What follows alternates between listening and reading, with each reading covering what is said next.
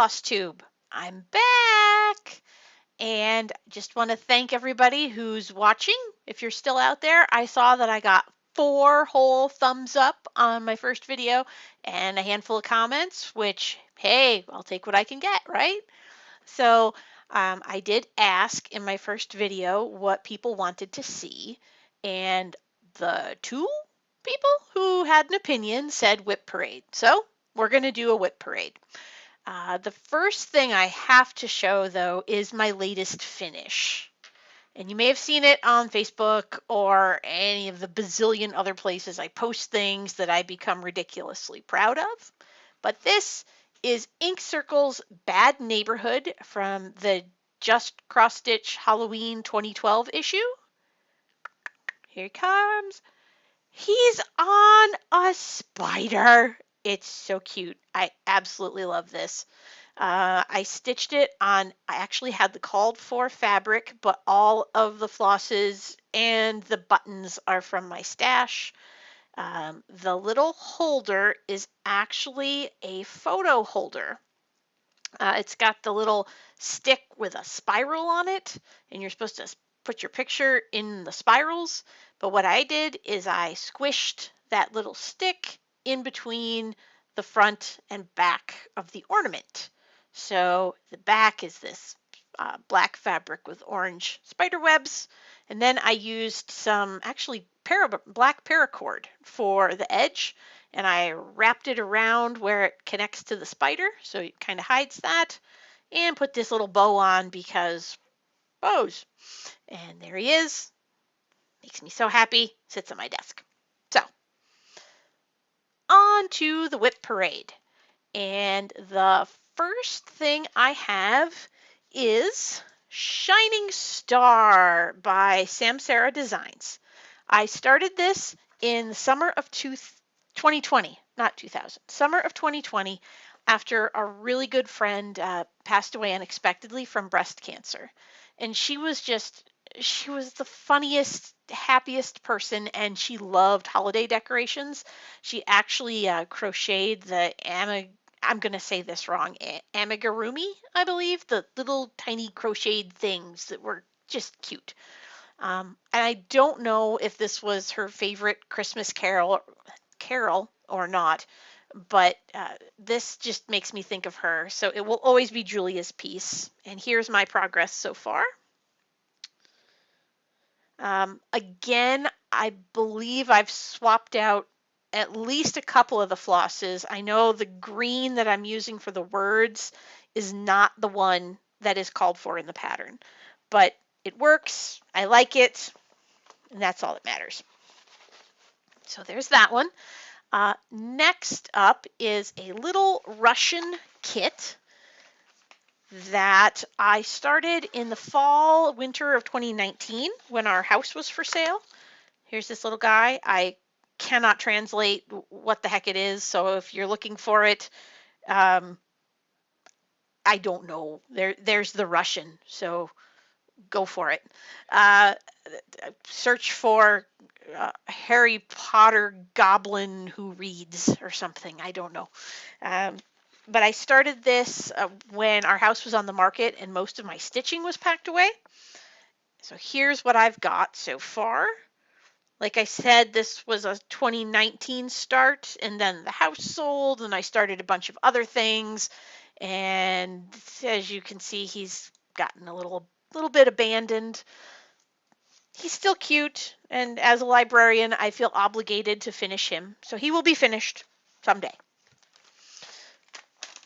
Next, and I know at least 1 or 2 of my followers has seen this in person, because we've all stitched together, this is Marbeck's Seaside Angel. Now, I have always had a thing for fairy tale, fantasy, princesses, and the like.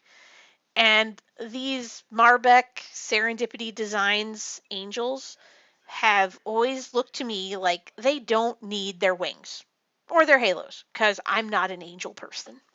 So this one, I started and am stitching on a piece of hand-painted 32 count Lugana from Sunny Dyes called Sky, Sea, and Sand.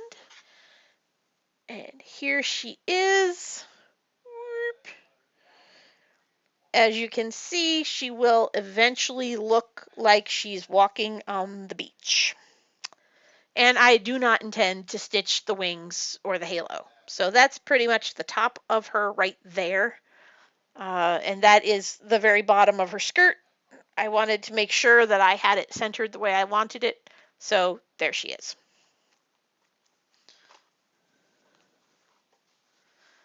The fabric is absolutely gorgeous and the colors work perfectly on her. So she will be my seaside maiden. Up next is my biggest piece in progress. It is Secret Sky by Modern Folk Embroidery. And let's see. I purchased this as a PDF online from Jacob's website, but this is the full pattern. And I really love the verse, which is a quote, I believe, from a Persian poet named Rumi. And just, I think it's beautiful, much better than a Bible verse, because as I said in my first video, Bible verses and I aren't a thing. So that's the pattern, and give me just a sec because that one is over here. And this is actually on my scroll frames. So here it is. And I am stitching this with DMC 4240, which is one of the DMC overdyes. Can't get the variegation to show real well. And then I stitched the text in Crescent Colors Manor Red, and there's a small heart in the top portion of the pattern, like up in the area I haven't stitched yet, that I'm going to use the Manor Red for as well. So it will carry the red through the pattern a little bit.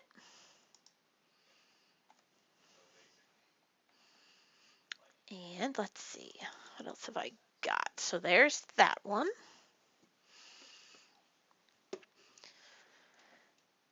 Next up is The Beautiful Sea by Ship's Manor, which was a stitch along that Eric started in 2016 and I kind of stalled on. I did download the whole thing and I purchased the floss pack, but I realized that there wasn't going to be enough of the custom dyed floss for the border.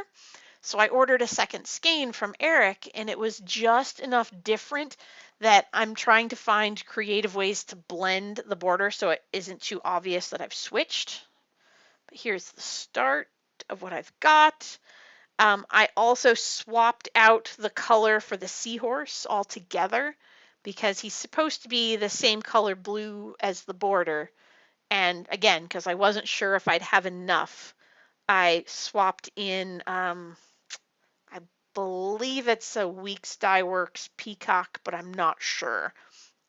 I figured, one motif like that, it won't matter as much. So there's that one. And because I can't ever stitch just one thing, who can? My most recent start is Moon Day from Vanessa Ann's Holidays in Cross Stitch 1989. It's a set of hardcover books that I'm sure we've all seen a zillion times in giveaway piles at library book sales, etc. They all look like this in different years, but there's some really cool patterns in some of them, and because I'm a librarian, I had to have the whole set, right?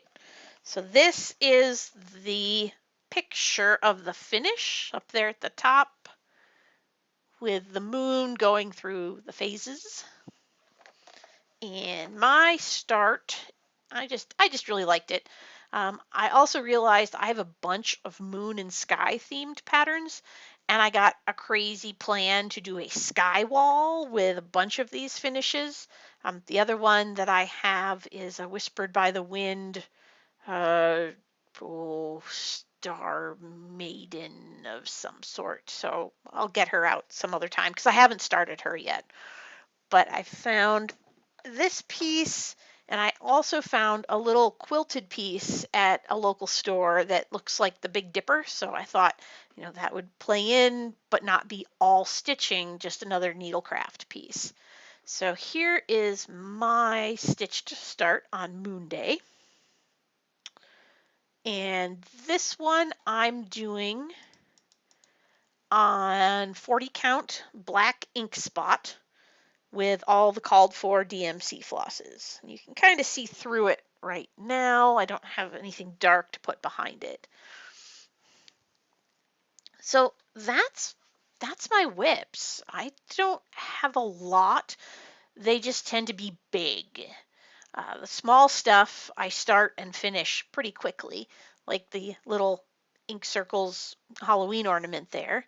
My latest planned start is something that I found, I believe, in one of the stash unload groups, or it might have been something my dad picked up in an auction bin. I never know. My dad likes to go to estate auctions, and many times he'll find stitching and sewing stuff for me in these, the box lots at the end of the auctions. And he'll buy them and bring them to me like a little crow with sparkly things. I really appreciate it, although I do end up with a stash of unlabeled flosses and, you know, patterns for projects I'll never do. So many times I pass those on to. But the thing he found, or that I have and want to start, is something I'd never seen before. And it is A Midsummer's Jest by Shepherd's Bush. It's this little tiny pattern. The picture is not great. It reminds me a lot of the St. Peter's Fair sampler, and I believe it's from around the same time. It's copyright 1997.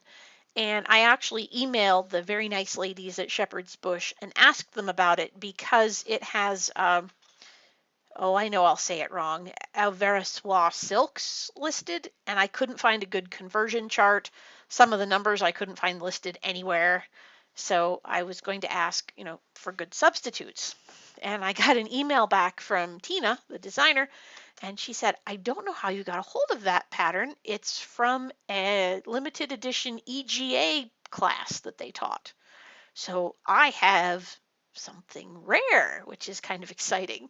And I wrote back and told her, oh, well, I acquired the pattern through completely legal means. This is the original pattern, not any kind of pirated anything. It's all here.